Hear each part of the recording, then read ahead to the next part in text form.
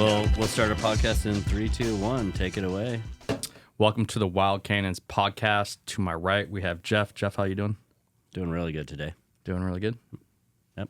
Awesome. Took the day off. Took the day off. What'd you do? I had a delicious lunch and waited for you guys. Right on. Across from me, we have Ryan. Ryan, how you doing? I'm doing fantastic.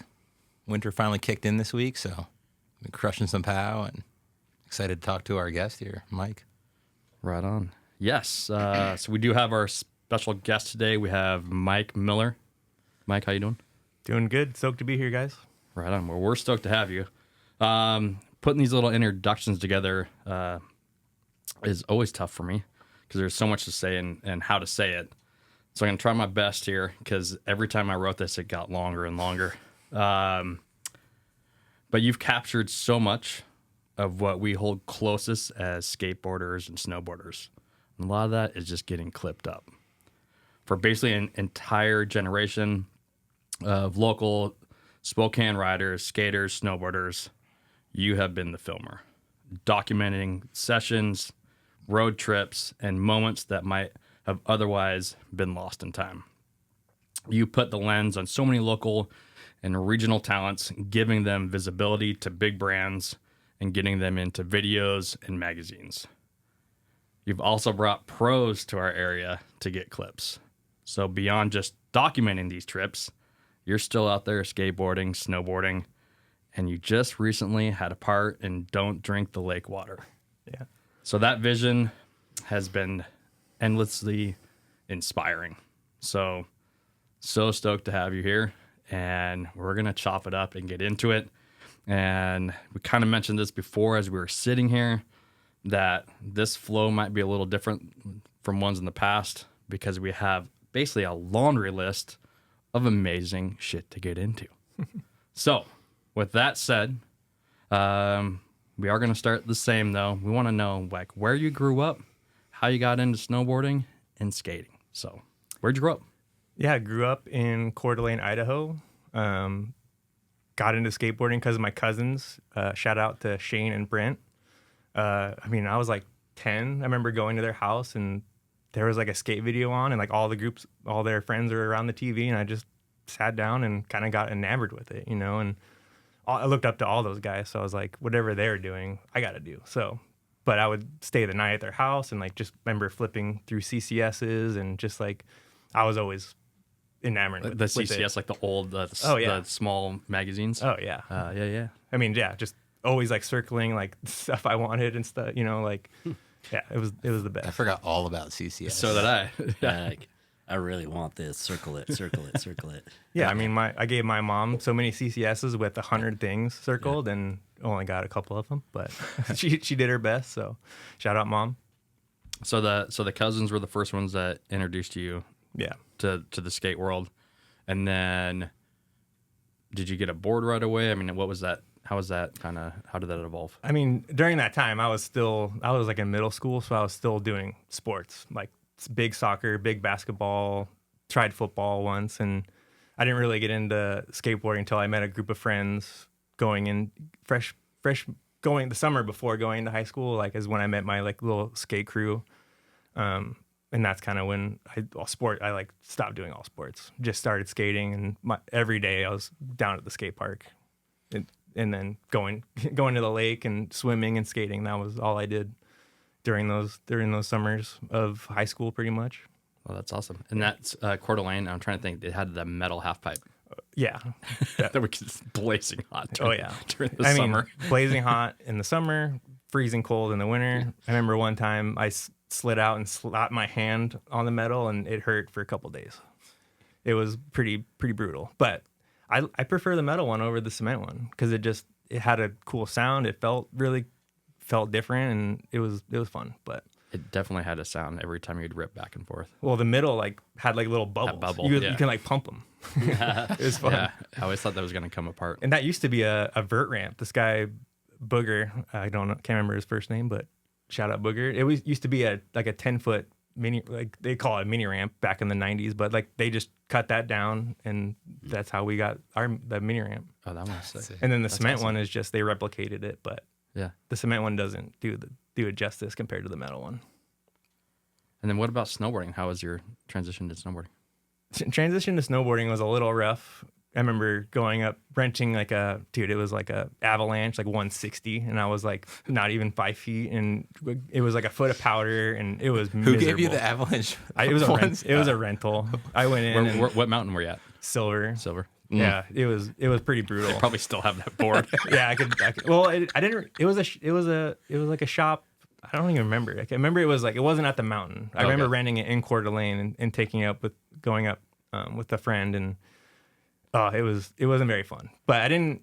My junior and senior years, like that's when things kind of changed, and I really got into snowboarding. And like I was watching videos, and I was like, during that time, I was probably more into snowboarding than I was into skateboarding, just because like I was telling these guys before. I had 2 friends that had ski in, ski out cabins. So like every weekend I was up at Schweitzer, just hanging out, like just all day we're up there. So I got a lot of snowboarding in during that time. And the videos, like I'm still more into snowboard videos than I am to actually probably snowboarding. Like I love watching videos. Like it gets me so stoked. Not necessarily just to go snowboarding, but I just love watching the videos. So you go ahead. There's like the cinematic aspect of it, I'm sure, and just like Yeah, the storytelling. Well, I mean, just watching good snowboarding. Yeah, Yeah, just watching. Like I remember, like this is a little later, but watching absinthe videos was insane. Those guys hit the biggest jumps, and just like just didn't understand, like watching Travis Rice hit like the Chad's Gap was pretty wild. Yeah. Oh, for sure. I mean, those jumps are still massive. They hold its weight in gold, like basically. A Roman DeMarchi would hit the big, like there was like a crevasse that they built like the biggest booter over, and he flew over that thing. I didn't understand it. Yeah, he's actually probably one of the more underrated, I think, snowboarders, doing that really big shit. Yeah, he hit the biggest jumps from what I can remember. Yeah, and he was crazy. He liked to party. Yeah. How did you get access to like the videos back in the day? Like, how were you watching them? Like picking up DVDs at the shops? Yeah. Well, yeah. I mean, I probably before Comet was the first shop I ever really started going to. But I remember going into Zoomies, you buy like the 3-pack of absinthe. It was like I got pop. Yep.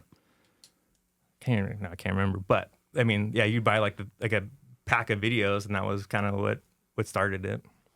Sick. And so, kind of thinking back to that, with Ryan's question is, so was there this like kind of skate crew that you were with? Like, is this evolving through high school? Is that the same group that you were snowboarding with, or were they separate?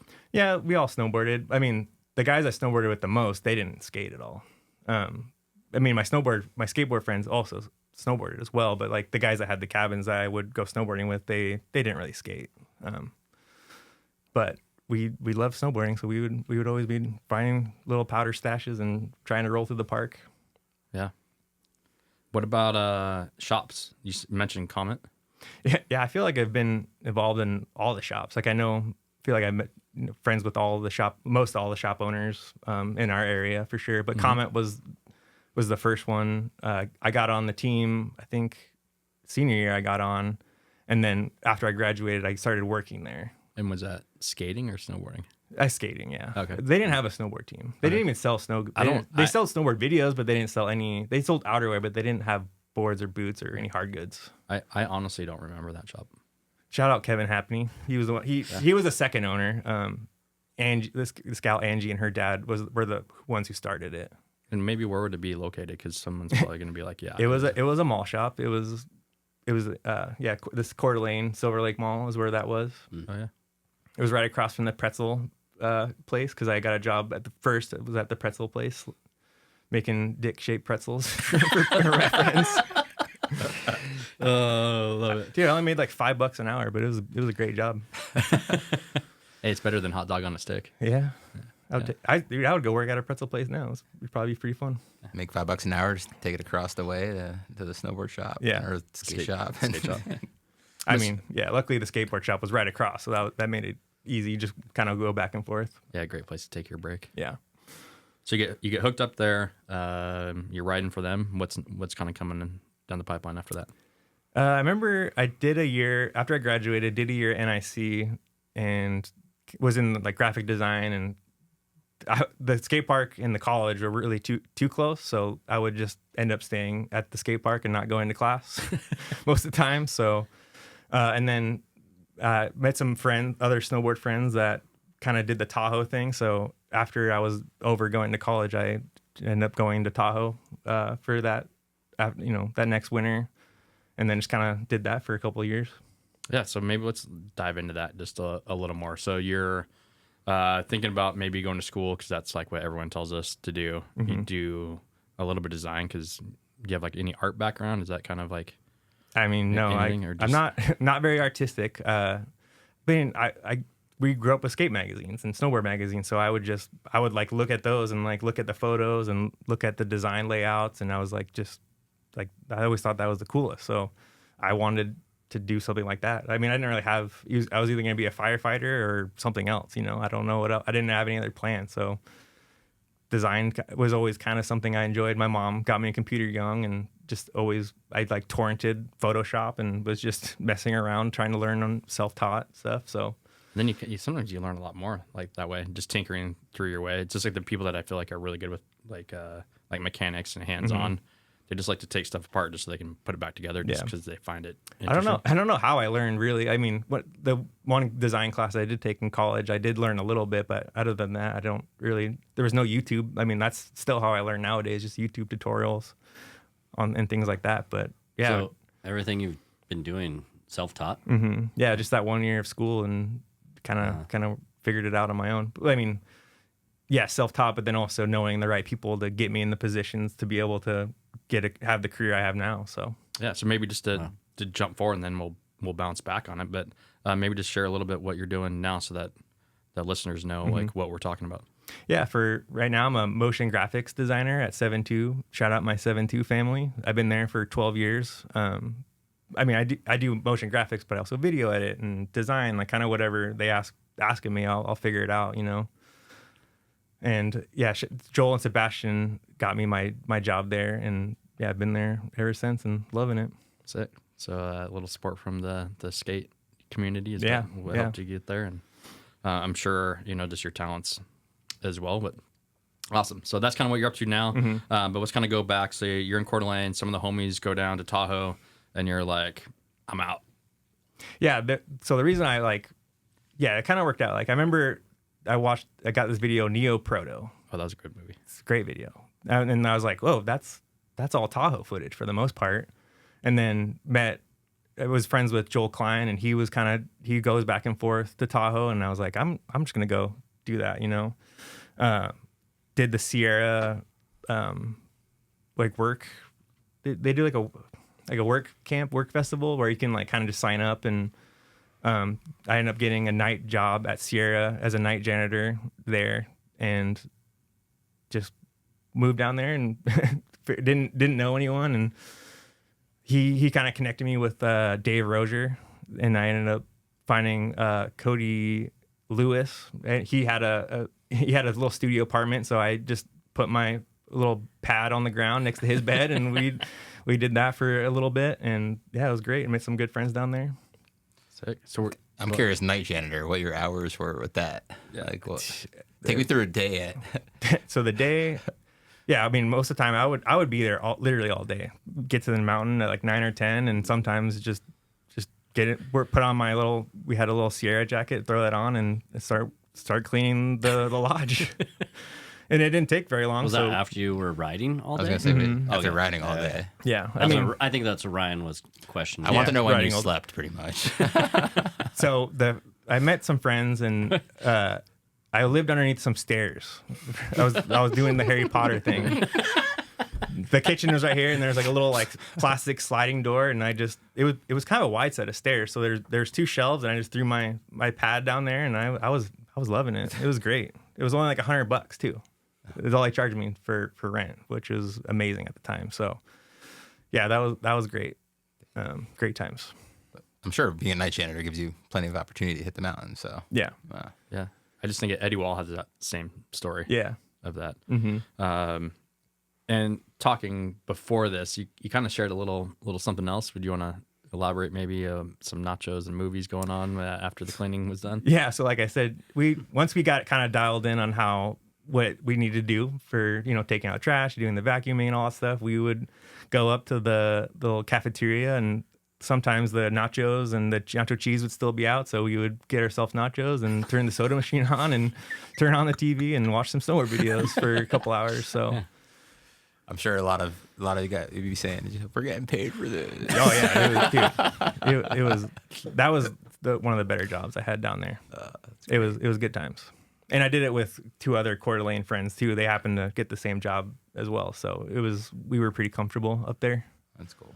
So you're down there, you're riding. Was there anything while you were down there that you kind of had this like mind blowing experience of being down now, like with people who are, pros, people that are, kind of around you that are riding all the time, that are maybe on a different level than this area? Was there anything that really stood out? I mean, not really. It was fun to like surround yourself around people that were good at snowboarding, and you just kind of made yourself get pushed a little bit more. Like I've never been a big jumper, but Sierra's jumps were like the best I rode in the Tahoe area. So I was kind of pushing myself to try and learn how to like spin on jumps a little bit more, and it was pretty fun. But I think being surrounded by those people like makes it easier to try and push yourself and progress in that way. Would there be any single person that would be the most influential? No, but I mean, I think just my roommate Nick Alger, like him and I were like kind of on the same level, and we were just kind of pushing each other to get better at snowboarding.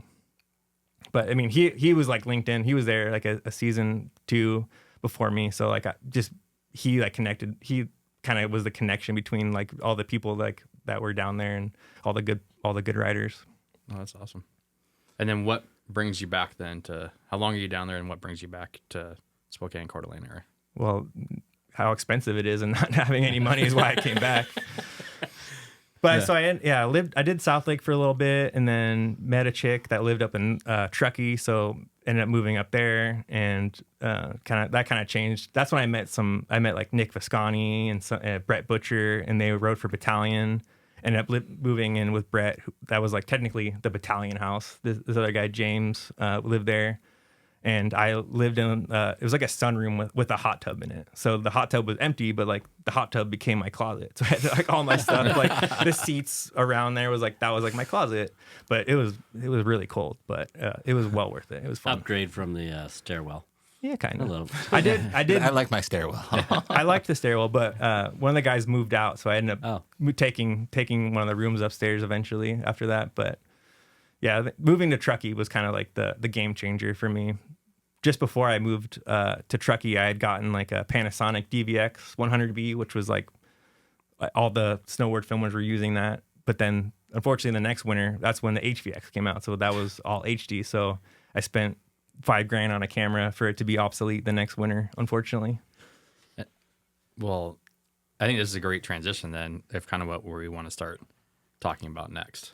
Yeah, which is videography and the filming. And before we get into the filming journey, let's just jump right into who you filmed and who you filmed with. And thinking think tank was kind of like the number one question here. Like, how did you get linked up with them? Was that? So I actually the winter, or like that winter before, I met Gary Milton in South Lake, and Gary Milton was the head filmer for Think Tank at the time.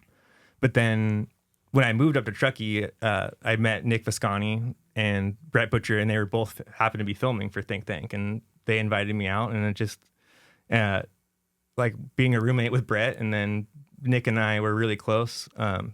Bertner used to call me Nick's personal filmer all the time, because even after I wasn't done, like he would see, but Bertner would hit me up to just go film with Nick on trips and stuff. So that was pretty cool that Nick wanted me to come film with him. But and you guys were all living in Tahoe. Yeah, they're all Truckee. I mean, most of the pros that were actually filming lived in the North Shore, and they didn't really. There was a few people. There was a group like the RX crew in South Lake. They were making like videos down there.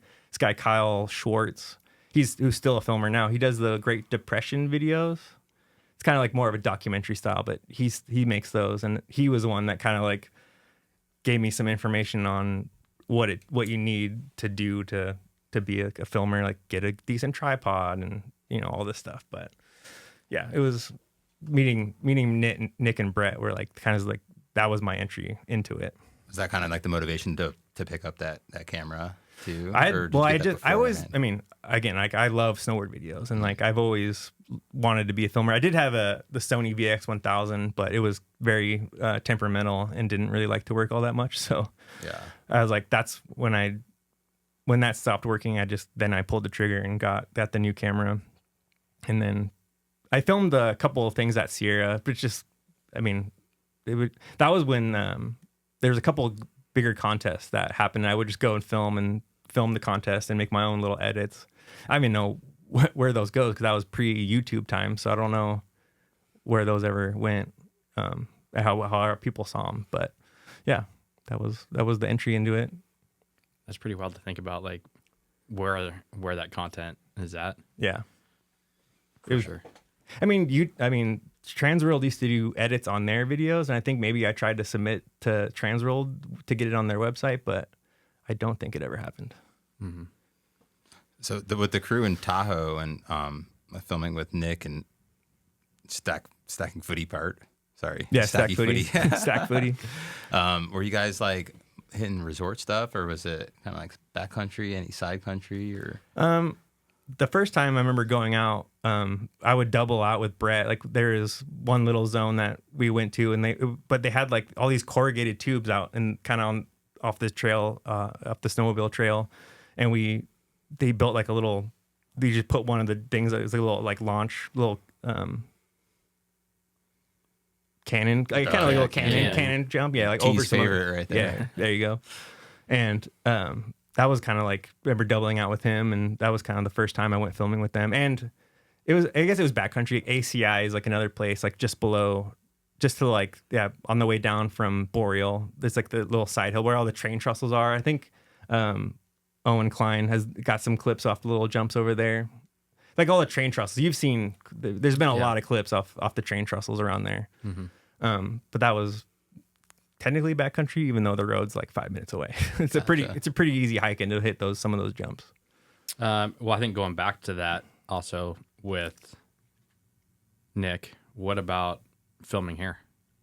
Yeah, I mean, luckily we have some pretty good spots out here. So I think 2008 is when we had a lot of snow out here, and I remember I told Nick to come out, and the first trip, like we picked him up from the airport, and then we went to the Marabou Park Rail, like in the valley, kind of off the YMCA, which is gone now, I think. Rest in peace to that rail. Yeah. But he front board pretzeled it within like 3 or 4 tries in the rain in a tank top, because Nick had some unique gear during that time. But it was 2008, so he would definitely push the envelope with his gear. But it was kind of everyone did during that time. Very bright colors and the entry into the tight pants era. I can't get on board with the tight pants. The tight pants era. I was a culprit of the tight pants and the girl jeans. So yours weren't that tight. Not, yeah. I mean, they were tighter than they are now. But yeah. What I think, and I'm kind of jump over, is we used to do Spread the Shred up here with like Zach Lingo and Martin, and just thinking like these are the movies that we were premiering at that time, and I feel like it was lost that you weren't getting as much maybe credit when we were doing that. In hindsight, when we start going through some of this stuff, is like I know you're extremely humble at times. You're more quiet maybe, but you're always there.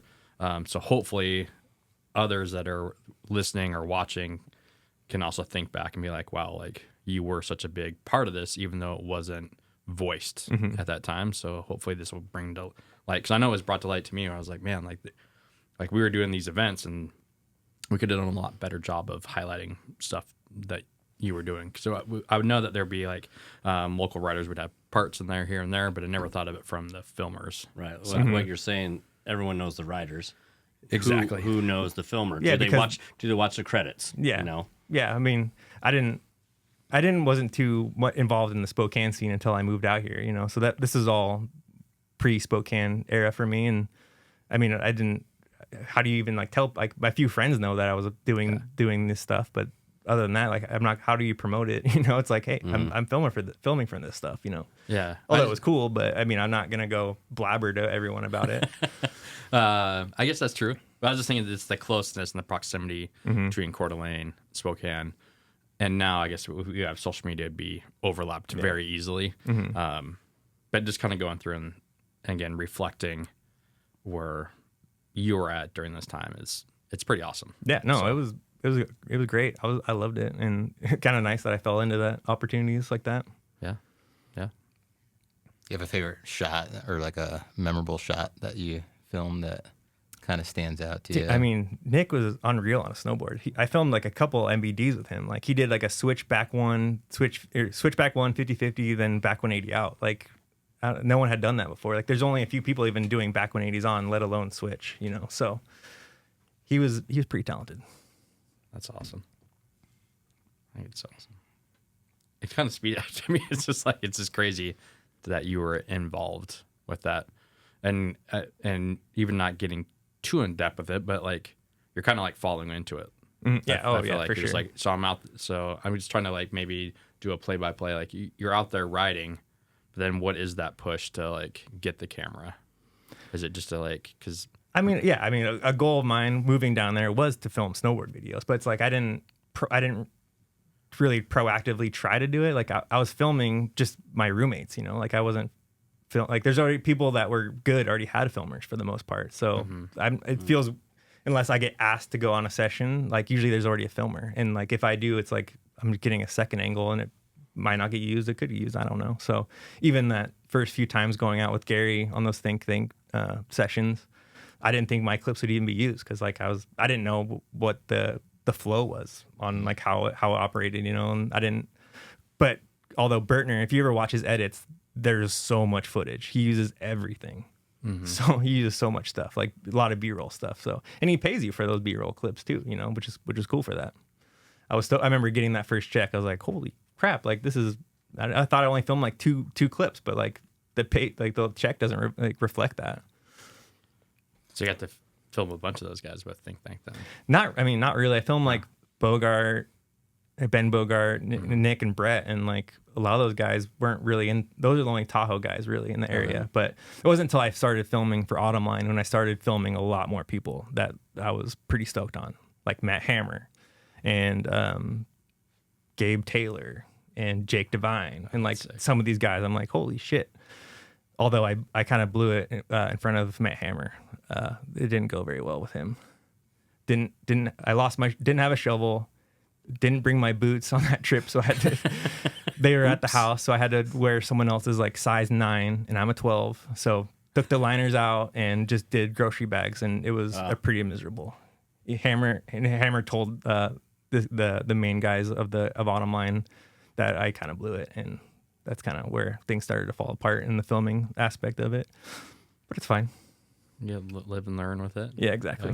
What about did that go hand in hand with the skate videos? Did you start kind of like filming skate videos? Yeah, I filmed the Think stuff first, and then when I came home that summer, just started filming with my friends, you know. And I was filming, but I never made like a full length video, so that was kind of a goal of mine to come home and start filming for a video. And it was really fun to be able to do that. The first video wasn't all that good, but you know, I would just copy all those videos. Like that video just has like snowboard music, I would call like the MGMT Kids. Like I used that as like the intro song because like, that was in a snowboard video. Yeah. Classic song. Yeah. Do you think when we think of like songs and the crossover of songs, using you know, like you have the hierarchy of the gatekeepers of people producing snowboard movies and the songs that shouldn't be, you know, doubled. You should never use someone else's song in another video. Do you think the crossover? Do you think like crossing into skating has that same? I think that's why I did that because like I mean yeah, like it was a snowboard video. This is a skateboard video, so it's a little different. And I mean it was just a local video, so I wasn't too worried about it. Right. And it's not like I'm paying for rights on these things, you know. So I just did whatever I want. I used a Beatles song. Like, granted, you can't listen to that on YouTube anymore because they took the song off. But, Song off, yeah. Yeah, but the footage is still there at least. Yeah. And that's where like YouTube and even like the Instagram edits that we make, that we don't have to worry about the copyright because those platforms are paying for that. Yeah. So kind of safeguarded that way. That's a good question though, thinking of the crossover into skate. Were people skating a lot down there too? Like the people that you were snowboarding with, was that like... Yeah, Nick's actually a great skater. I mean, Brett wasn't, but yeah, that was like one thing Nick and I connected on, was the skateboarding and like our music. Like we were really into like Mac Dre and like E40 when I was down in the Tahoe, because it was the Bay Area, you know? Bay Area. Yeah. I love it. But he also loved metal, so like we would just like listen to Iron Maiden and some other random metal stuff. But yeah, that was great to be able to connect on him with that. Yeah. Dude, that seems like a whole chunk of time that I had no idea of what you're doing down there. I still don't know what I was doing down there. I think it's awesome. Living under the stairs, sleeping next to a hot tub, Yeah, hanging out in the cold sunroom. You were capturing clips that will live forever. So yeah, that's dude, pretty yeah. sick. I was watching some of Nick's, because I haven't really watched any of that stuff in years, so I was kind of watching that in preparation for that. I was like, dude, Nick was unreal. Although I couldn't get over some of his outfits. There's like this one like wall ride spot we were hitting underneath the bridge, and he had like this green shirt with a big Santa Claus face on it. I'm like, dude, Nick, what are you doing with that? But he rocked. He loved it. It was loud. And he was like spray painting like his jackets. Like Yeah. he would like tag his jackets with like wild, because he rode for 666 and they were just kind of like plain colors, but you know, he would like he would sew them tighter and then spray paint them. And that's what he did. Oh, that's pretty sick. Yeah.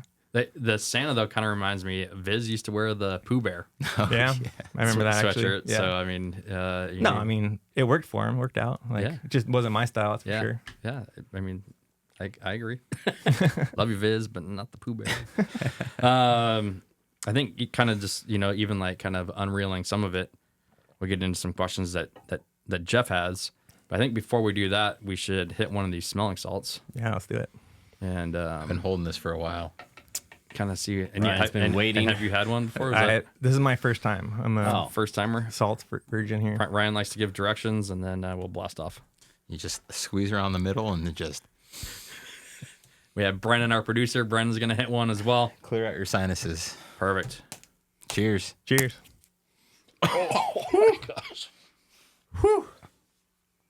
Man, that one. Yep. If it doesn't burn your esophagus, My love nostril is you didn't go hard enough. blown out. Definitely clears the sinuses. All right. Those were some good smelling salts, Ryan. I liked them. They were. You'd already I guess said some things of how you were inspired and how you watched videos and you got your Zoomies things. Maybe were there any filmers, photographers, or anybody who inspired you? What you saw the clips? Was there anything? I don't know. That I really guess stood out. that you really wanted to be like, inspired you. No, but I do think when I started filming, there was usually photographers that would come out, and like Robbie Sell was one of them. Like he used to be a pro snowboarder, but then kind of just transitioned into shooting photography, and I think I kind of got inspired by seeing them seeing like the photos they would shoot, and I was like, I kind of always wanted to start shooting photos after that, and I think I would keep filming, but then kind of transitioned into wanting to shoot photos. But it took me a while longer to be able to do that, because then I had to buy the camera for that too. But once, like I said, my camera was kind of obsolete, then DSLRs started becoming more of a forefront for filmers. So like that does both. So I started filming and then bought a flash setup and started shooting photos, and that was pretty fun to transition into that. Nice. Were there any of your favorite local edits that you've done around here? The favorite videos I've done was the double vision skate video. That was a pistol video that we did with Justin Marco.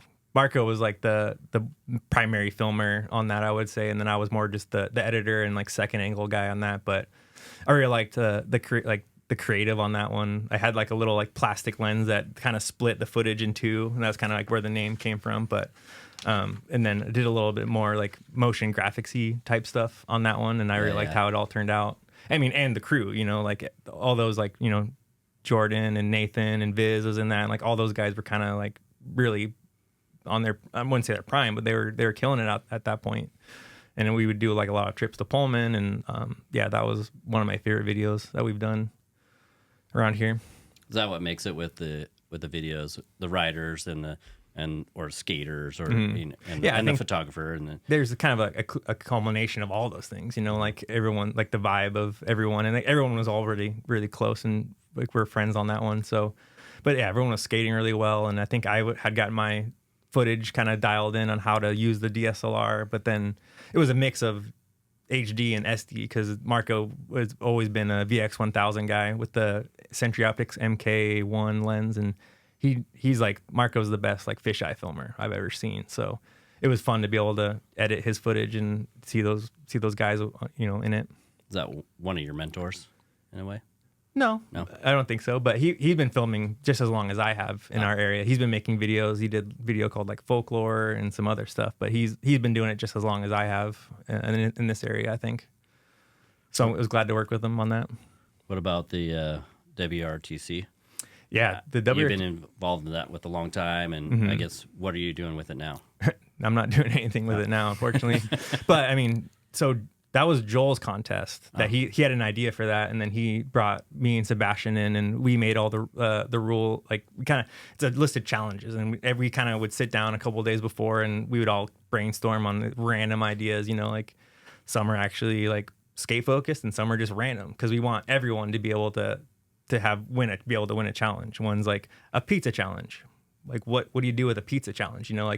But that's up to interpretation. So it's fun to be able to see what people can do on some of these random challenges. And I ended up winning like the first one or two of them, maybe three. I can't really remember. But and you're winning as a filmer or a skater? Like the overall. Okay. I did win best filmer trick, like filmer skater, I guess. It was like one of the challenges I got to win, but our team won overall. One of my favorite videos we did for WRT was Party at Shelton's. There was like Andrew Moore and Taylor Lewis, and can't remember who else was on the team, but that was a really fun one. But I mean, it's cool to see what what we can do, and then what other people can produce in 48 hours. Because you get the challenge list at like 5 or 6 on like a Friday night, and then you turn your completed video edited on Sunday night at 6. So like, it's a lot of work to be able to make a little edit in that amount of time. But it was cool to see what people would do. I think I took it not too seriously, but it's like, like I've made all these videos, and I want good skating and good editing, but like good editing takes some time. So luckily I'm pretty proficient at it, so I got to get all the stuff in time. But yeah, those contests were fun. But I've kind of, Joel and Sebastian and I have all been kind of disconnected. I think this year none of us were involved, and shout out Nick Summers and his crew. They kind of were the ones that threw it together. Yeah, awesome. Yeah. So I'm glad because people still want to do it, and we almost stopped doing it because Joel and I have families, and Sebastian doesn't even live here anymore. So we weren't really. It was hard for us to be involved in it. So I'm glad people stepped up and want to keep doing it. Would you do it again? Every year I say like maybe I'll be involved in it, but then when time comes, I usually don't. Yeah. And we think being involved, like actually creating, or maybe is it just like both? Helping? Yeah, I think both. Yeah. I mean, my Coeur d'Alene group of friends, we've talked about. I've mentioned we should do it, but we usually don't, I guess. I mean, if we were to do it, we wouldn't be skating all that much. We want to make one that doesn't even have any skating in it. So you could have us in it. Sure. Yeah. I mean, that's the beauty about that challenge. Pizza challenge. Yeah. But, as a joke to that of jumping, and I've been kicking around this idea with a few different people, Joel being one of them, Viz being another, and just recently Rory at 7B, but having something like that in the snowboard realm. Yeah, definitely. And then just trying to think of like, how that might be produced. Would it be like a mountain, and I'm kind of just throwing this just so you'd have ideas of what I'm thinking and that you could share. Would it be like do you do it at a mountain? Is it like a mountain series?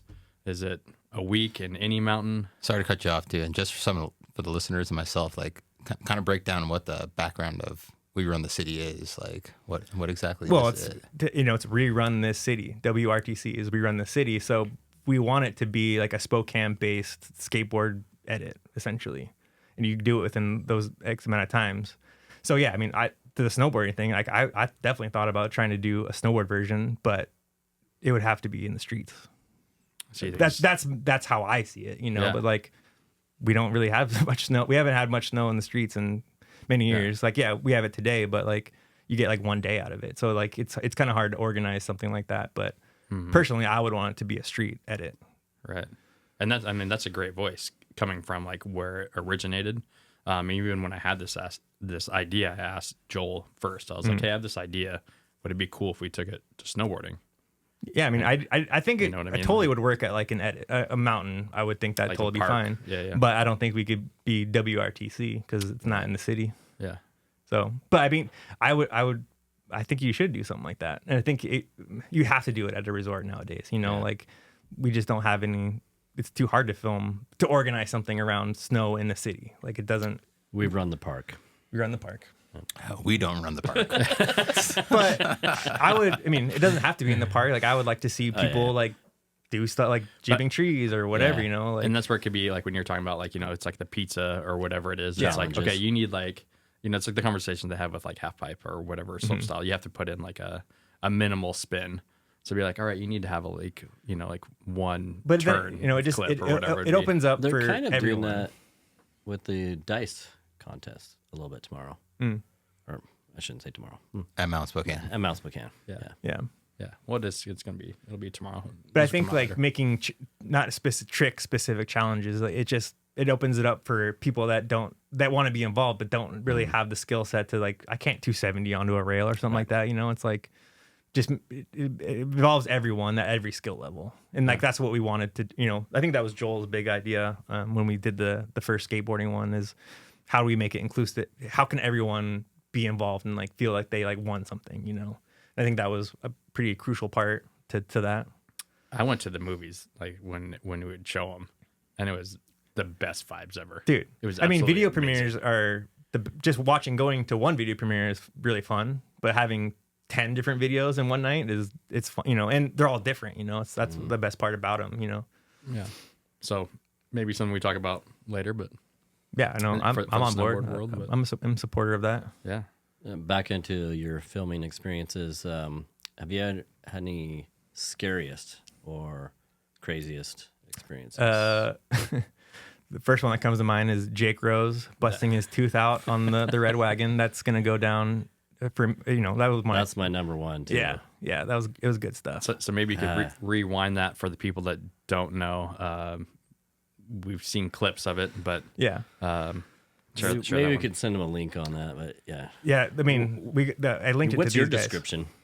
Yeah, so during that winter, Jake had just gotten sponsored by Snowboards, and I think that was his pro part technically. So he was kind of already on, but we were in the process of filming a part to say that he was pro for that. Yeah. So and that was kind of during the snow collected time. But I remember he was like, I want to get a clip of the Red Wagon. I'm like, how? What would you even do there? So we went there, and we didn't have a drop in. We had there wasn't enough snow, but I think it was just Mason and Josh pulling him in on that. So he would go up and stall on the top, and then wanted to drop down and like board slide the slide part. And pretty much the first time he had enough speed to hop onto it, just stuck immediately. And there's like the little handle that comes out at the bottom. Yeah. He just went face first into that. And I guess it didn't knock his tooth out because it was still dangling by the root. But like I thought he was, I don't know, I thought he was done after that one. That was a gnarly, video. Yeah. It was really gnarly. But Iconic. It is iconic. yeah, definitely. I mean, Iconic he spot. didn't. It's a clip. He didn't land it how he wanted it, but it's a legendary clip in my book for sure. That one's Oh, it's legend. forefront. Yeah. 100%. Yeah.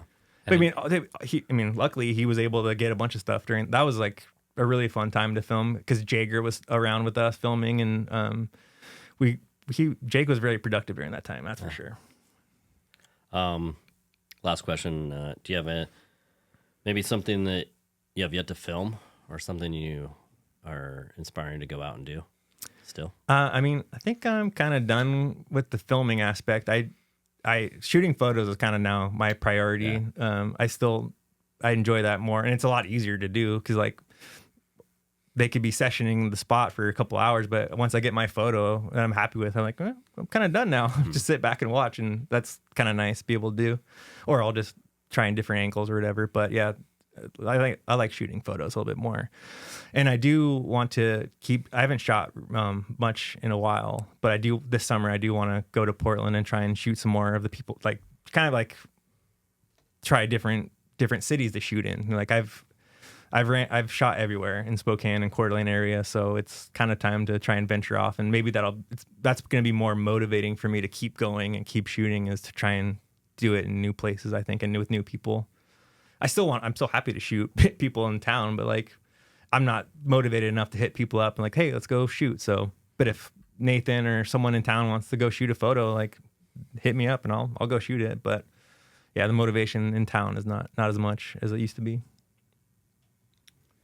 But I think it's awesome that you're still wanting to be involved with it, and you've been involved with it for so long. Mm-hmm. I know on YouTube we'll make sure that we put all this in the description, but also we'll get it out there on Instagram.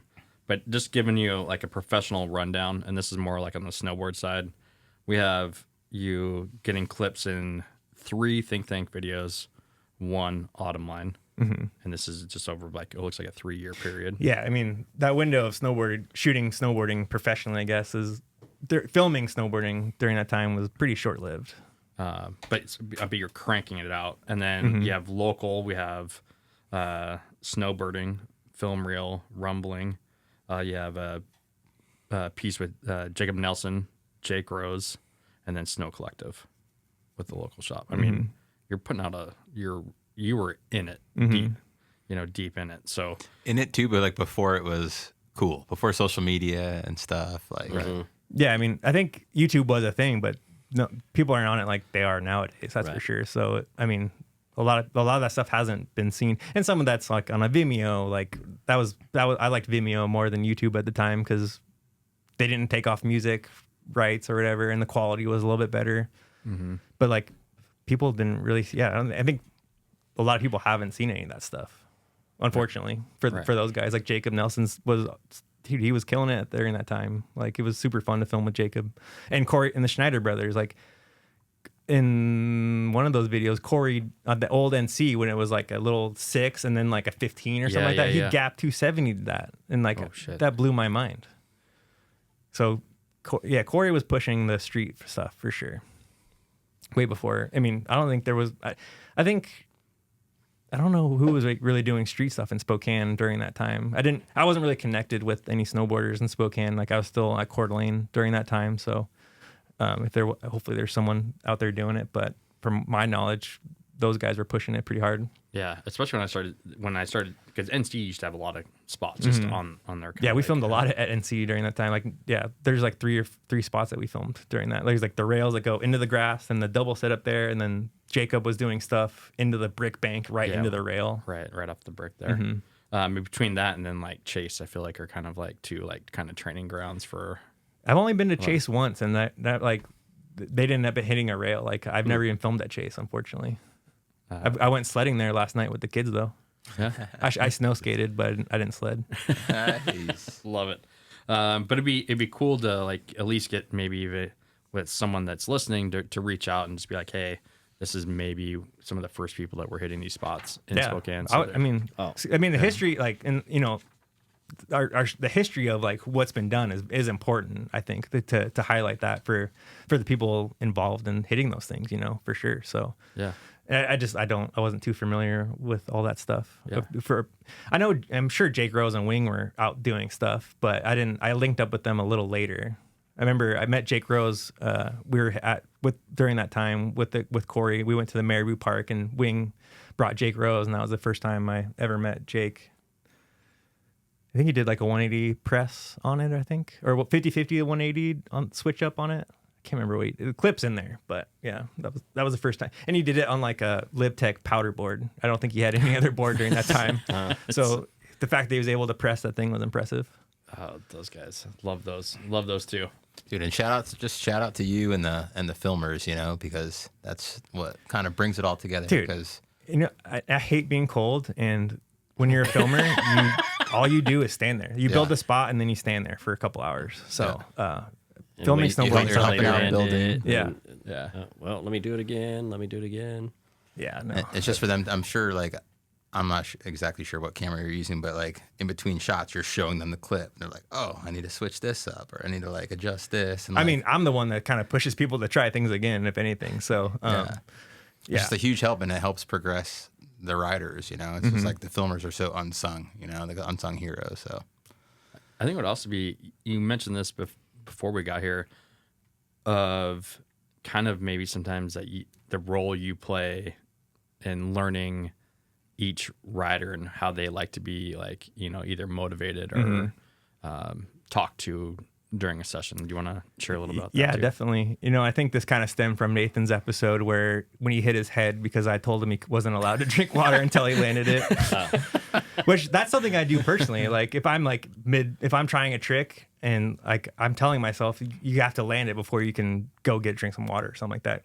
Not the healthiest thing to do, but that's just kind of my mindset. So I think I was projecting my mindset onto him, but that doesn't necessarily work for him, and it doesn't work for everyone. But like when you're filming like, fisheye, especially, or filming a line, like you're battling the trick just as much as they are, I feel like. So anything I can do to try and help kind of make them, like, you know, when you're battling, like you're kind of like, you don't know what you're doing sometimes. Like you're just focused on the trick, but like sometimes that doesn't help you land it at all. So like I feel like if I can help them like switch up their mindset in any way to help them land the trick quicker, then I'm going to try and do that. And you kind of learn what people like more. You know, some people like to be motivated. Some people like you just to shut up and just let them do their thing, you know? So after a while, you kind of figure out, filming with certain people, you know, what they need to help land their trick. And, you know, Nathan's one of the guys that he's just going to land it when he lands it, either it's first try or the 100th try, you know, like I'm not going to help him land it. So, there's nothing you're gonna say that's exactly. Yeah. Yeah. Like some I would people love to hear what comes out of his mouth from like 2 to 100. I mean, he kind of doesn't, he'll mention like, oh, like I should have done this or whatever. Like he's kind of in his own little world, I think. He's his own worst critic, you know. That's why I would picture like be some classic. Well, Nathan, just his tricks are so unique that like it's kind of just like pray that you land on it this time, you know. Like he did a board slide nollie big heel. I like Albie. Like how do you even? I don't even understand how you do that. It's like it's a hope and pray type of trick, I think. But if he makes it work, I don't know. It's badass. Yeah. I just know I'm mind my ignorance here, but I'm not much of a skater. But I've seen skate videos, and you get pissed off when you're not landing, and a lot of times you're just there in the background. So you gotta kind of be like a therapist, you know. Yeah. Well, I mean, I want like, I want them to land the trick too. So like I'm gonna do what I can to help them land the trick. And yeah, like I said, some people need the motivation, some people don't. So. But no one wants like a dickhead filmer, you know, that's just like, what the hell? I feel like, you know, it helps that you have like a nice chill like vibe to you, you know, as opposed to like, what are you doing, you know? Or, and like sometimes I like to like show them the clip. It's like, hey, like you were really close. So I think helping, you know, if they're able to like visualize it a little bit more, like I'm a very visual learner. So like if I like see the clip, like, oh, like I was doing this wrong or whatever, it kind of helps me, I think. But granted, I'm not being filmed all that much anymore. So, and that was always a tough thing. Like I want to skate and get clips just as much as I want to film them too. So I'm like, how do I get a clip first or do I wait till they're done? But usually like by the time someone lands a trick, like we're all kind of ready just to go to the next spot or be done, you know? So that was always kind of a struggle for me. So I just eventually just gave up and I was wondering that because you don't have that many clips. Because I'm always behind the camera. he's taking one for the team, you know? Yeah. But I also prefer that. Like if I'm making the video, like I have the vision of wanting to what it's gonna look like. So like I'm gonna have to put in the work to make sure we get the clips and do all that stuff. But yeah, like they've only had 2 full parts out of all the videos I've been involved with. It was like the first one and then this last one that Johnny filmed all on his iPhone, which was awesome. And I filmed a lot of Johnny's clips, but it was like, film the clip. There you go. I don't have to edit. I don't have to sort clips. Like that was really nice, actually. That's awesome. We were going to try to head to it. Go to it. We had our homie Frank that day that hit his head. So we spent some time in the hospital and kind of threw driving all the way to Coeur d'Alene in the wintertime just to go watch a skate video. It doesn't make sense. So I understand. Yeah. Well, we would have been coming back. Oh, coming through. Yeah. So It just didn't line up for us, but that would have been. We were hoping to support you there because it was a good turnout. Like thanks everyone that did come out, and it was a really fun night. Like video premieres are always really fun, especially if you're like happen to be in it. It's pretty fun. Yeah. And I didn't think my part was all that great, but people had good feedback on it, so it wasn't bad for a near 40-year-old's part. A lot of skate park clips. Love it, dude. Keep doing it. Yeah, keep doing respect. it. Yeah, I'll keep trying. I wouldn't mind trying to get some more clips. Well, we hope you get more clips. We'd love to see you in more edits, and if we can, support those local edits would be, something that we want to do, and hopefully are part of being there for more of them. But we did a little bit of the local snowboarding, but then thinking of the skate videos, starting like 2007. You have Comet going back there. You have a couple there. Merit Board Shop, Abracadabra, which I still own that DVD. Yeah, I mean that was Joel's video, and I just happened. That was like right when I met them, and I was just filming on that, so that was all Joel editing and primary filmer on that. But I was really stoked to be a part of it. Another one, the Collective Pistol. So big shout out there to our boys. Shout out Josh. Double Videos, Head Trip, and I don't know the Space Programs. New York trip, I'm assuming is what that's going to be. Yeah. I don't know that one. And then the one that we just talked about. So super sick. Yeah, good amount of videos actually. Yeah. It's been a while, but it's kind of nice not to have to worry about filming and edit when you're a parent and stuff. So. And before we get into this next part, I do have a question, and I know it was brought up to some people, and I'll give them a thank you as well. But I had the same question in stack footy. In the extras. Yeah, I got a little skate bonus in there. You got a little skate bonus. Yeah. Tell us about that. Yeah, I don't even know how Bertner asked, like I think he knew I skated and he asked if I had any footage. So like, I think that was all my amateur hour stuff, I think. And I just, sent it to him all, and I didn't even know what it was going to be used for. But yeah, back when DVDs had bonuses and stuff, like, I went to the premiere in Mount Hood with that, and I think I brought Johnny Helgren and Corey Schneider on that, and that was a really fun premiere. But Bertner went over to his little cabin, and he showed me the DVD and stuff, and he popped out in the extras, and we watched. I was like, "What?" I was tripping out when that happened because Scott Stevens had a little skate bonus part in that too. So the fact that I'm with Scott Stevens is pretty cool. So sick. I only had one good trick that I was hyped on though. I did the 3 shove at the Central Valley 8s there with a little hand drag, but I was pretty hyped on that clip. And that's in there. It's awesome. I tried looking. Zach Lingo has my DVD. Give it back. Yeah, I was trying to go back. I was like, God, fuck. But yeah, it's so sick. Yeah, I was really hyped on that. That was fun to be a part of. Shout out to Bertner. Dude, and with Think Tank, he came over when we would do the movie premieres and had the best time. Yeah, he's awesome. Such a supporter of community, and he had didn't need to, so love that guy. Well. Yeah, and he puts in so much work on his edits. Like he uses all the clips, and I think Patrick Patterns had all the little handwritten stuff in there. Like he had to hand draw all that stuff and then scan it in and then put it in. That's just so much time and effort for little random stuff that people might not even pay attention to. Yeah, me being one of them. Yeah, I mean honestly, I don't know that. But yeah, I mean it's a lot of work just for those little bits of extra detail in there. Yeah. So shout out her, shout out him, shout out Jesse. Shout out. Ready for one more of these guys? Yeah, blast off. Why not? It's just eyeballing me.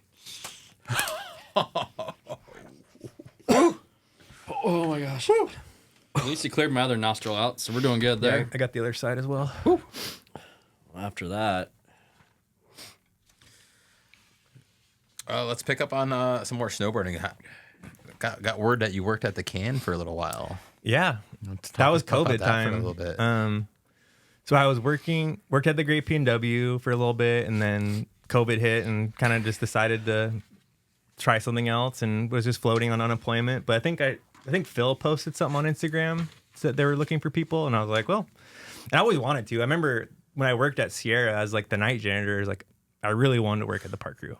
And I think my friend Cody was in the park crew at that time, but it's too hard to get a job there. Like you got to know someone, and like I didn't really know anyone or know what I was doing there, so that didn't work out. But yeah, I reached out to him and kind of worked out, and that was like that first year was so fun.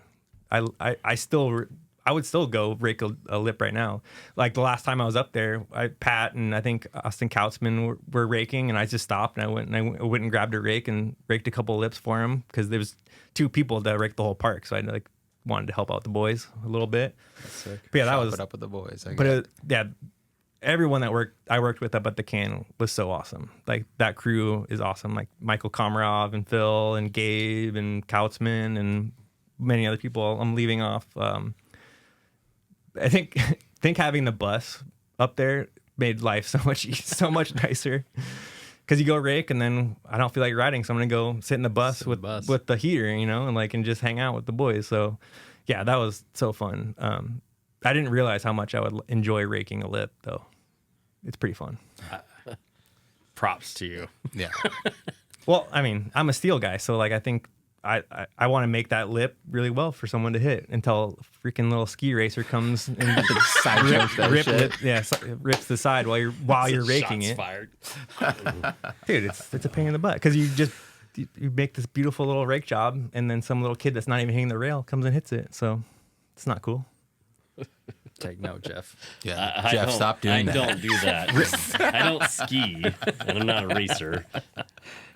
You can rip the lip if you want if you're a snowboarder, I think. But as long as if we're not standing there raking the lip, then that's all good, But when we're mid rake, please don't do that. Was there any favorite standout build or photo shoot that you took part of? I know there was a lot of epic shots that you showed us in like the books from Phil and you guys collabed on and stuff. And yeah, I mean we did one like the sunrise shoot was really that was my favorite.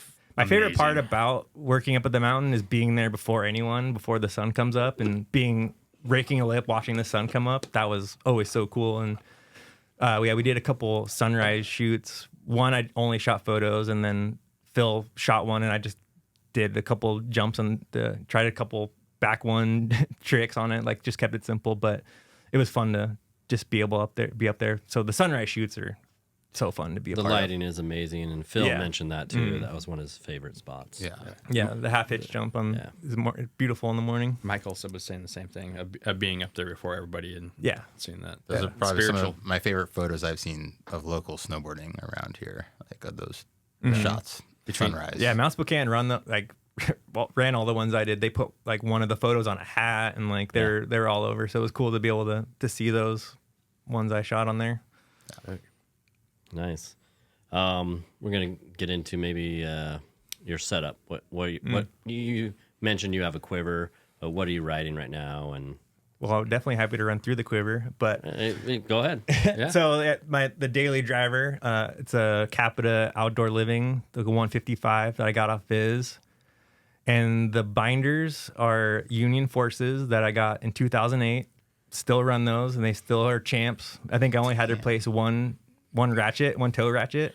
2008. We closing on 20 years. We blow through bindings. Well, I repair them with some ski wickets. So I mean we repair Union's really good about replacing stuff. Well, when I worked at Merritt, we were a Union dealer. So like when Merritt closed, I just took the Union replacement kit. So I have ratchets and stuff so those will go another 20 years hopefully. So they're solid. Yeah. Dang. And then sorry to interrupt you. My other board, one of my favorite boards is a Travis Rice 157.5 basalt horsepower board that Jason at Merritt Board Shop gave me as like a little Christmas present / bonus. So that one's one of my favorites. I don't take that out very often unless I'm depending. Like if I go to Schweitzer and it's like good snow, I'll probably run that thing. Mm-hmm.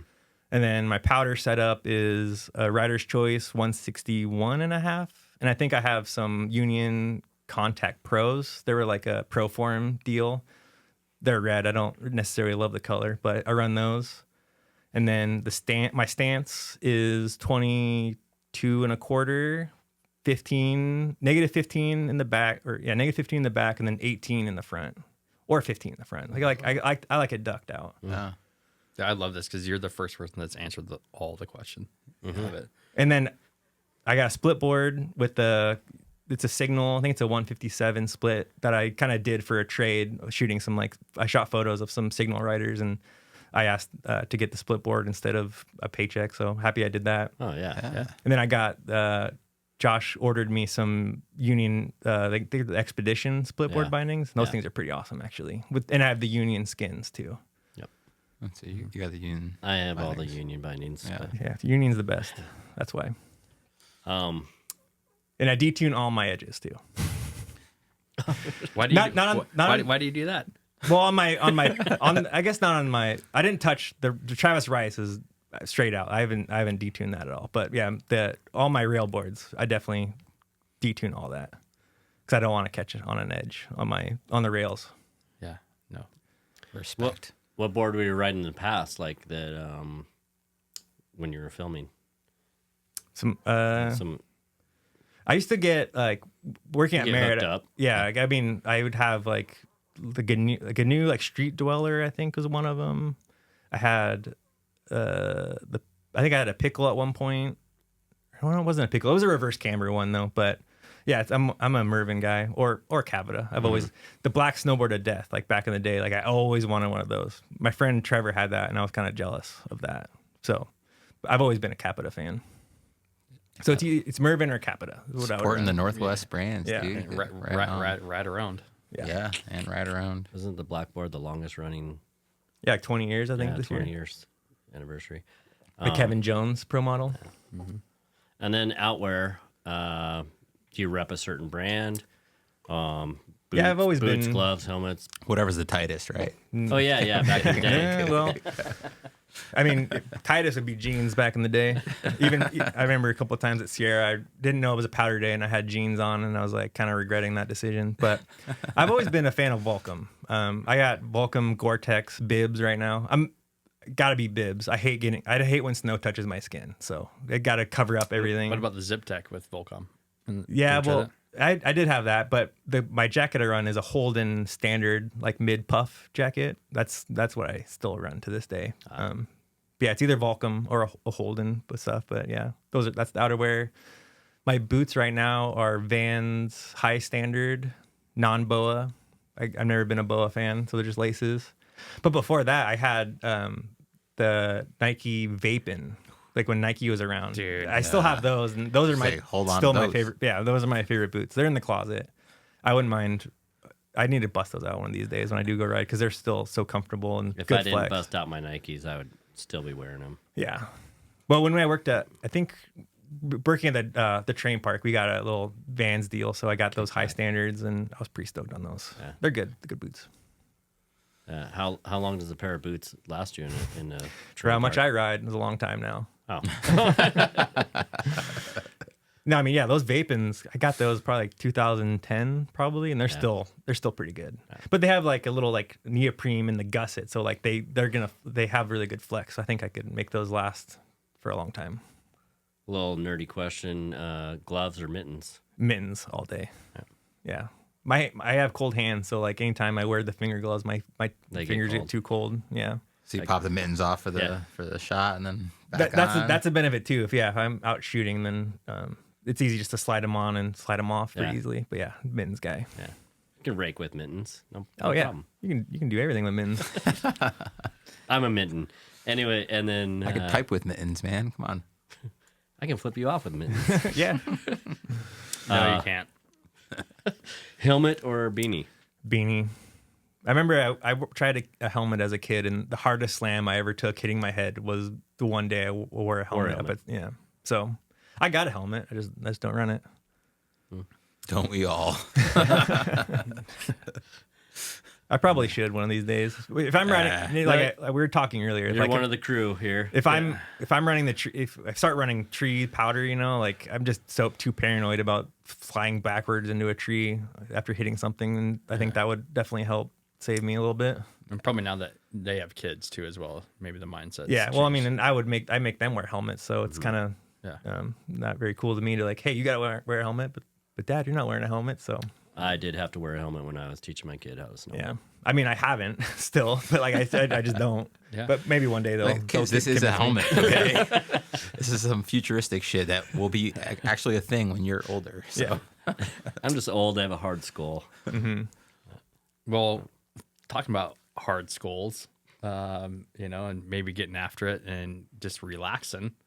We want to give a big shout out to Uprise Brewery, who supports us.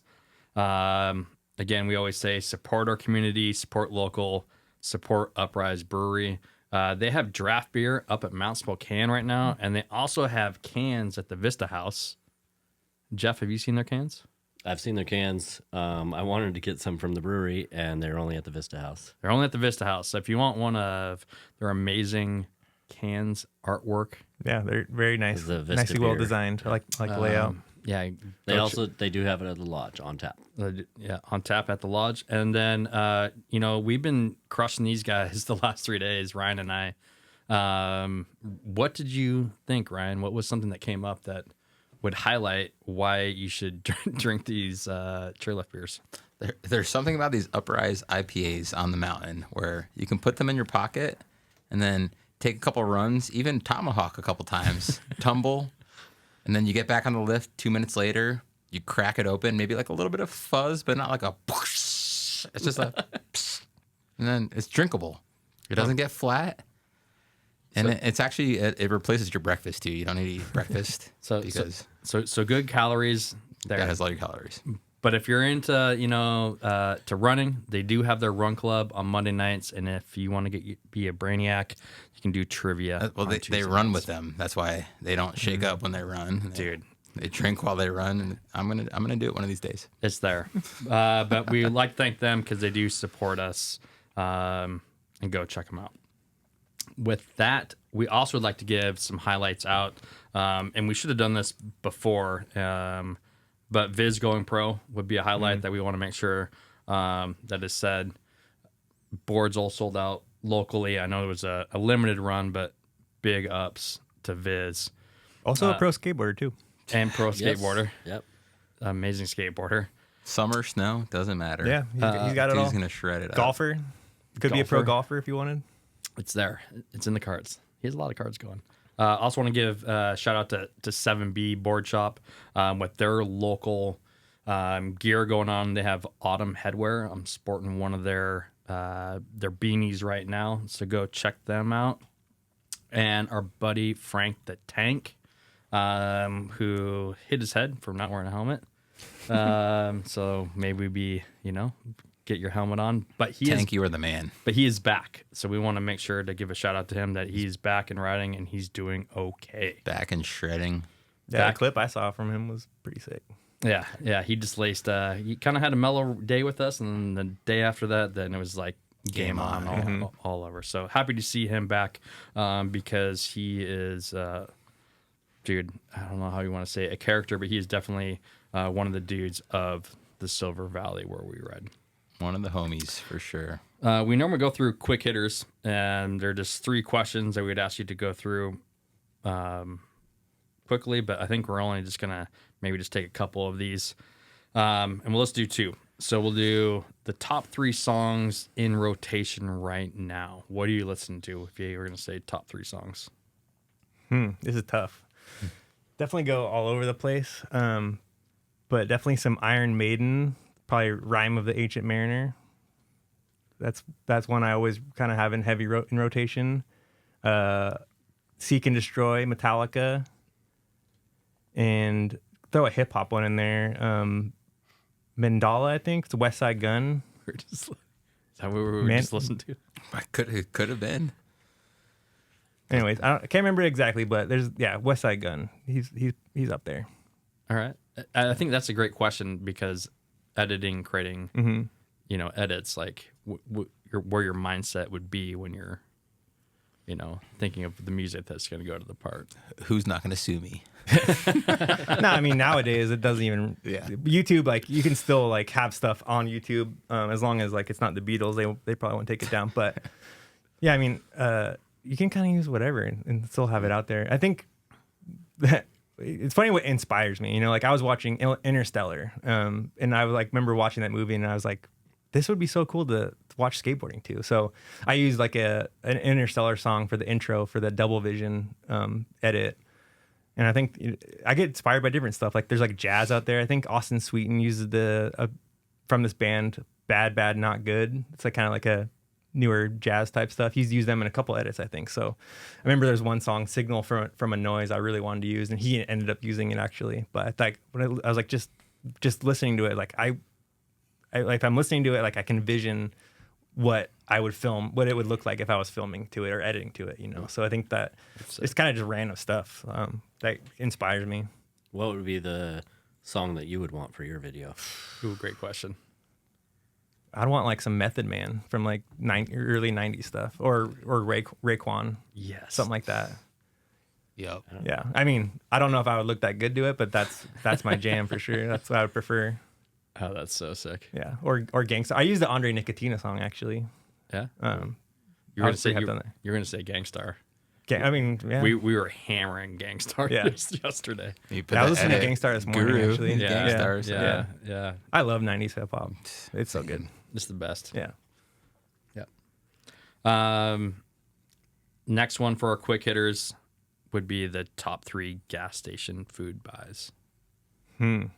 Combos, the pizza pretzel ones have always kind of been that.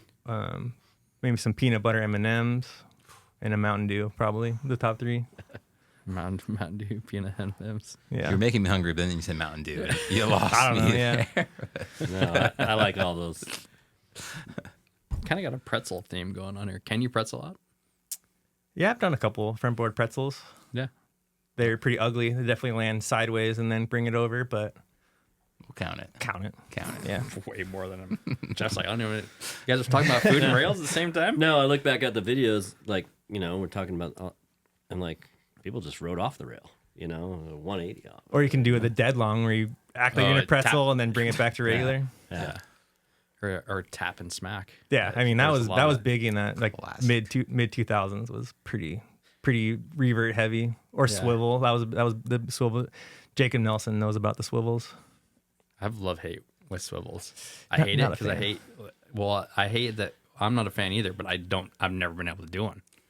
What about the Jackson Envy. slide? Do you remember the Jackson slide? I don't. Where you like your on toe, your toes? on your toes? Yeah, Yeah, like Michael Jackson. yeah. So like Nick I was was home on the boxes. yeah. I did.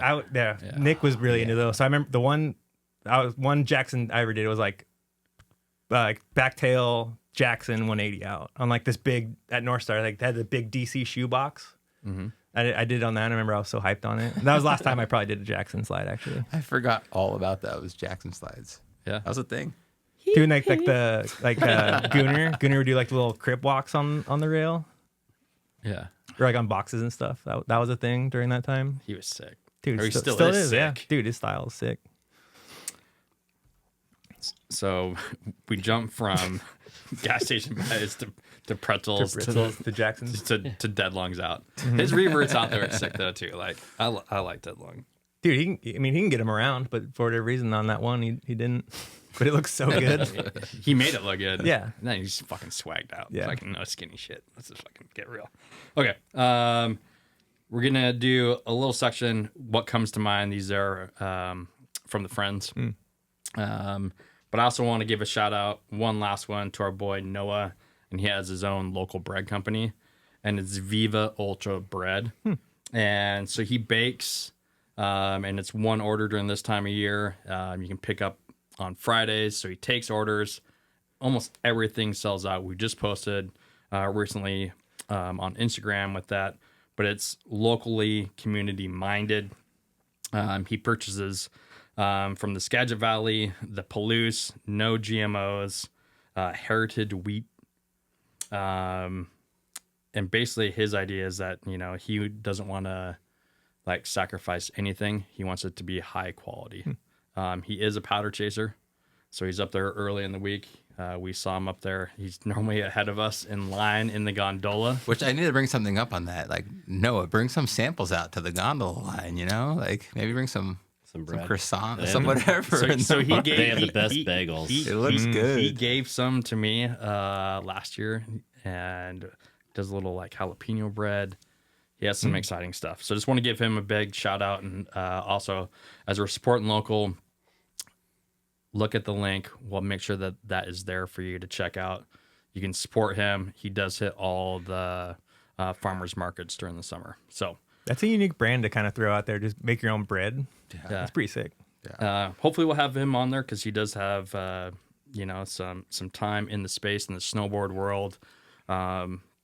In Oregon and surfing, and just a rad dude. So excited to share that as we get into these Supporting comments. locals.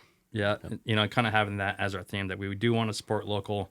I'm gonna have a little audio question, so hopefully this will come through, and this is gonna be from Sebastian Lopez. Nice. Yeah. Shout out Seabass, my brother. Get this guy turned up. Sebastian and I have the same birthday, actually. Oh, what? Hey, Mike, this is Sebastian. I love you and I miss you. I hope you're well. We've been traveling the country together for a long time, ever since 2016 when the company started, and I know we've been on some really fun trips together. I was hoping that you can recall your favorite trip that you've been on, whether it is with us in the skate company for a space program trip, or any trip that you've ever been on, and what made it so special. Glad you get a chance to do this. That's it. Well, I think he says. I think I ran out. I think my phone turned off. But he basically says much love, and he's happy to support you, or something along those lines. But yeah, what's here we got? Yeah, shout out Sebastian. I mean, Sebastian I'm lucky that he even brings me on these trips to come film or shoot photos or whatever, because it's expense out of his pocket, or even just I'm taking a spot from another potential skateboarder, but the fact that he wants me to come document it. But I think that first New York trip that we took just had the best crew, like Viz was on that, Nathan, Jowdy was on that. And, I think, Nathan kind of talked about it in his episode where we were in a hotel room that was about the size of this room. And then me and Sebastian were in a bed, and like all those guys were across the floor. But like the shower had it was a glass. Like the whole thing was glass, and it showed into the living room. So if you want to shower, you had to like you had to have the lights off, and like hopefully no one was like actually paying attention to you taking a shower, But yeah, that trip. I mean, anytime we're all together, like those are all the boys, like that's our crew. Like we all are very familiar with each other, and like we have just good vibes. And that was the first time a lot of those guys have really been on a big skate trip like that, let alone going to like some of these really famous spots, So they were chomping at the bit to go get clips, and I think everyone was really productive. Unfortunately, Nathan hit his head that day and he missed out on a day, but he still was able to stack a lot of clips. But that one was really fun, and I really like that edit that we made for that. So that was one of my favorite trips for sure. So shout out all those guys. Awesome. And again, thank you so much. How many showers did you take? I mean, probably once a day. But I think when people would go, there's a little like bodega down in the corner. So like I would wait until everyone was gone, and then I would jump in there really quick and definitely turn the lights off for sure. I don't know. Johnny didn't really care though. He was I all would about have it. taken any. No, you couldn't see anything, but it made it really uncomfortable. That's for sure. Let me clap myself Next question, T. after that one. And I have to give a big shout out to Jacob Nelson for helping, curate a lot of these questions and the back and forth. And it did start with Phil originally. I reached out to Phil, and then Jacob reached out, so we went back and forth. So, some of this stuff that I knew helped have some clarity to it. But this is one that hits with me because my boys, we used to go to some peaks. So hopefully I'd like to hear the parallel to this. But what comes to mind? Team pitchers in Calgary. Team pitch. I don't know what pitchers, but definitely Calgary rings a bell for sure.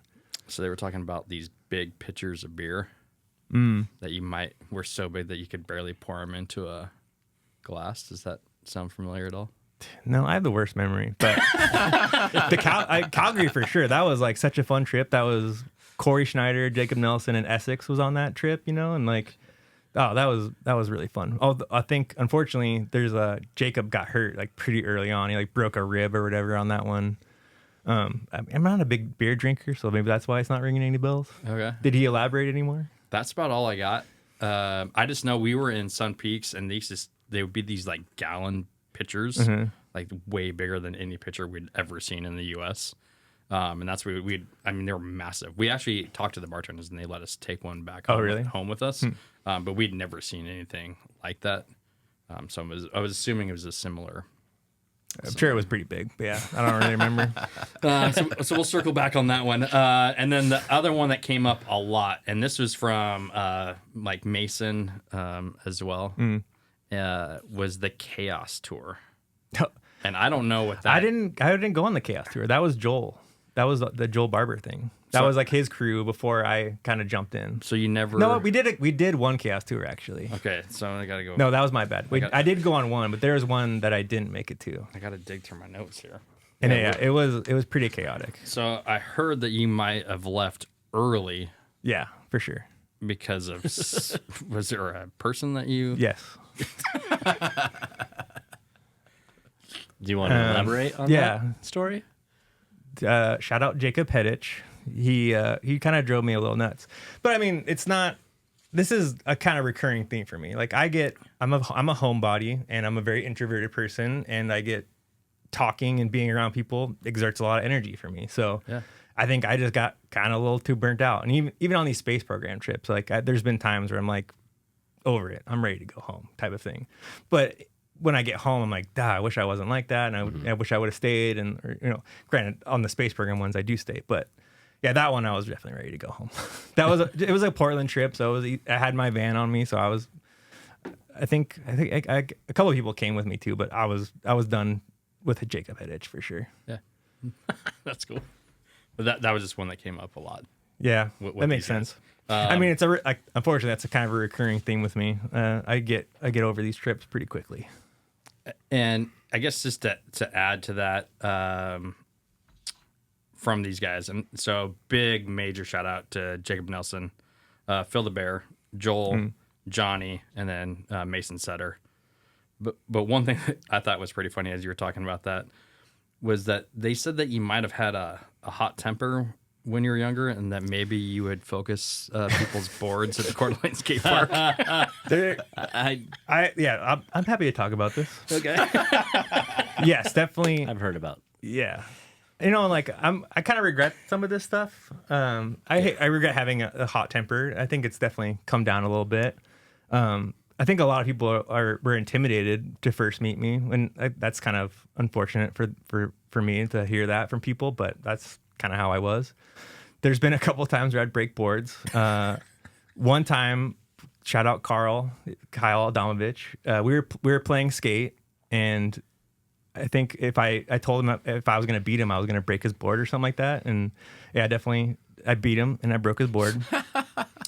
Another time was Connor Barber, Joel's brother. We were just, we were at a spot. I think Andrew Biernot was skating something in the valley. And we were just hanging out in the parking lot. And I don't know how it came about, but he bet me I wouldn't break his board. And I gave him, I was like, asked him 3 times, like, do you want me to, like, you don't think I'll break your board right now? Like, I said it multiple times. And I did, and he was really mad at me for a couple of years after that. So you asked for it. Yeah. Sorry, not sorry, Connor. He was sponsored. He got it for free. You got so another one. It's fine. but yeah, I mean, there is time, when I was younger, I would get really frustrated at myself. I would throw my own board and break my board. And if someone would get in my way, maybe I'd throw their board out of the park. I mean, yeah, I definitely regret that. And sorry to all those people that I did that too, but that's part of you've come a long way. Because I'm definitely not as I still have a temper, kind of, but not nearly as much as I did when I was younger. I don't know. I've grown out a lot of that. Yeah. I remember I threw my snowboard one time and I dented it, and I think that was the last time I ever threw a snowboard because it was too expensive. It's not like a skateboard. Denting the sidewall is not as easy to fix on that, so I don't do that anymore. Well, thank you so much for sharing that. We're gonna get into our hot takes, and we like to say that these go fast, but I'm sorry. I just picture some kid at the skate park like, that was the kid that broke my board. I never broke a random kid's board. I maybe threw. I knew everyone at the skate park, and they kind of knew me. But yeah, I definitely threw some skateboards out of the skate park. All right, sorry, T, I go love ahead. it. Yeah, just smashing some young kids. I think crying. I think it's awesome. We need more of that. Yeah. Anybody who doesn't know, he just is smashing boards. We need someone smashing scooters at the skate a park. little now, gate. you know? You can't Like, smash. I've thrown a scooter before. I think throwing scooters is probably proper. Yeah. Okay, so we'll get into hot takes. I'm not in the right. park, so what am I saying? Okay, so hot takes. If you had to pick one, skating or snowboarding? Skateboarding Ooh. all day. Park or powder. Well, can I? Okay, Can I? go back. Can I go back real quick? Can I still watch snowboarding videos, or is it just you're picking one of the other? You don't really fucking Okay. care. Yeah, but skateboarding. Yeah, That's how skateboarding. it all started, was watching snowboard videos. So Yeah. Anyways, I love snowboarding, but skateboarding for sure. Jeff's like, what? Why? Right. How could you ever say that about snowboarding? All right, park or powder. I'm a steel man. I'm not gonna say park, but yeah, steel's in the Steel. park. So if it was like streets or park, Streets. oh, shit. Even though I've only hit a few street spots, but like if I'm gonna watch it, I'm watching street snowboarding. That's cool. favorite person to skate with? Favorite person to snowboard with? Skate would be Johnny Helgren for sure, and snowboarding is Jacob Nelson. That dude is the best. His attitude is the best. Like he's hilarious and he's got the good attitude. So yeah, Jacob. Sick. Favorite snowboarder growing up, professional or local? John Cooley. Ooh, John Cooley, tight pants. Yeah, that's where it all stemmed from. I wanted to be just like, because he was tall. He was. Oh yeah, he's really Yeah. tall. I was gonna say he's tall. Do you have a craziest experience filming? I mean, yeah, Jake hitting his tooth is definitely up there. Nothing else is really coming to mind. Yeah. Who is good with the aux cord on a road trip? Who is horrible with aux cord? It's perfect that Jeff is asking this question because he's definitely not good with the aux. AUX cord. Johnny Helgren, he's got the greatest playlist for sure. So he's the best. I don't know who. I'm the worst. Yeah, I'm not sure who would be the worst. If you knew Jeff better, it'd be Jeff for sure. Mostly like Celine Dion and some weird shit. And I think one time went up with Wing, and I wasn't too hyped on what he was listening to. So we'll throw Wing under the bus. Sweet. Wing, Are you good with it? your playlist sucks. I mean, for myself, sure. I mean, I don't know. That's probably a question for somebody else. Yeah. But You listed off three really good bands, so Yeah. I think the aux is Yeah. gonna be good. Local snowboard goat. do we even need to say his name? His name gets brought up enough, I guess. But Yeah. probably Viz. I mean, going back to Corey Schneider, like at that time, he was good at jumping. He could hit powder. He was good at the rail. So the Schneider, Corey or Jared, I think I'd probably go with them earlier on. You could probably do a whole podcast of the history with Schweitzer snowboarders as well. Yeah, I mean, We haven't and even Dash Camp was killing it back then. Both Camp brothers. Randall Seaton, like there's Silver, dude. yes, yeah. Yeah. Well, but yeah, we'll say Viz for here. Yep. In your opinion, any local rider that never really got the shine they deserve? I mean, Dash or Corey or Jared, like there's a lot, like unfortunately, but it's so hard in this area. Like, and for skateboarding, like Andrew Biernaut, he kind of had his little moment for a little bit, but he was unreal. Like during that Abracadabra days, hitting big handrails that just like I've never seen anyone do a lot of that stuff. So yeah, That movie was mind blowing to me. yeah. Seeing what was being hit locally. Yeah, all those guys, everyone was killing it in that video. It was sick to be a part of. Ryan, we'll roll some J's and we'll watch them at your house. Sick. Let's go. And I was stoked to be able to bring a Coeur d'Alene guy into that mix too, because I brought Johnny in because I had just moved out here and met those guys, and then Johnny started coming out with me, and he fit in really well with everyone. So he put a good part together too. Your whack trend in snowboarding. Never been a fan of the pants above the boots, and not a fan of the Aladdin pants these days.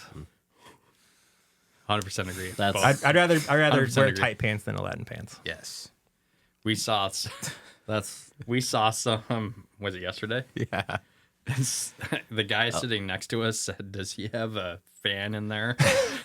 To make him remember that. Oh, like they look like the He was Halloween just, costume. He was just standing right under the lift at Silver, just like trying to show off his Aladdin pants on a or powder something. day, and he was like on a whatever. I'm talking shit, but he was like on a 145, and okay, we'll get through this guy. If you could take 3 friends on an epic month-long snowboard or skates, whatever one you want to pick, who would they be and where are you going? I'll do one for each. Yeah. Gotta have Jacob Nelson. We'll do Viz and we'll do Jake Rose on the snowboard one. Sick. And then skate, I just gotta be my boys.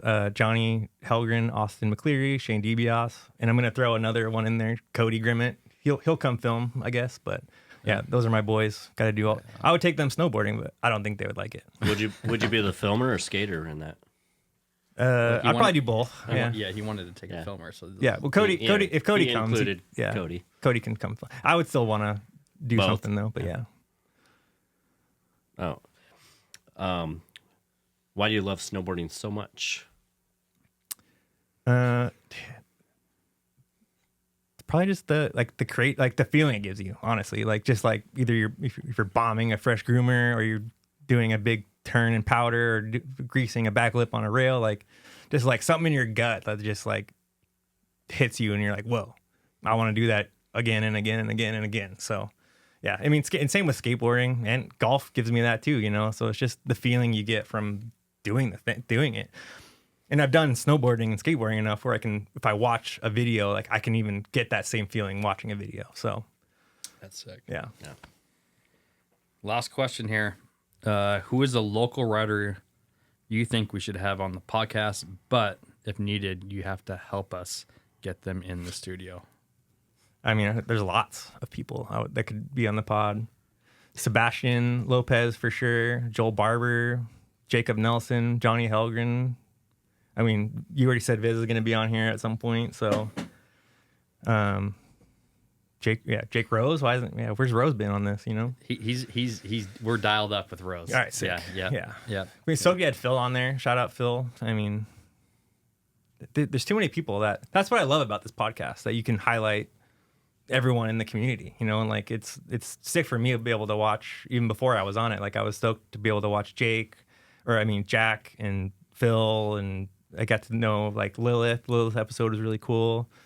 Yeah, I mean, and then people I don't even know yet, like that I've never experienced. I get to experience them on the pod hopefully one day, So I think that's cool. So shout out you guys to do that. Dude, thank you so much. With that, just a thing, maybe if you could give a shout out to any young filmers, videographers, photographers, any advice to them, and then what's next for Mike? Advice I would give is just do the thing, make a full video, and do it in your own way. Like try and be creative with it. Or don't be creative. It doesn't, that's the beautiful thing about nowadays. Like people put out edits that are just don't really, don't have music, or they're not filmed the greatest. It doesn't matter. Just go out there and just do it. But hopefully you do want to make it better in some way, or add some sort of your own creative spin on it. So that would be my biggest advice. If you're doing it, make it your own, be creative with it, and have fun doing it too. So, and then what was the other one? So, and then kind of what's next for you? What do you got going?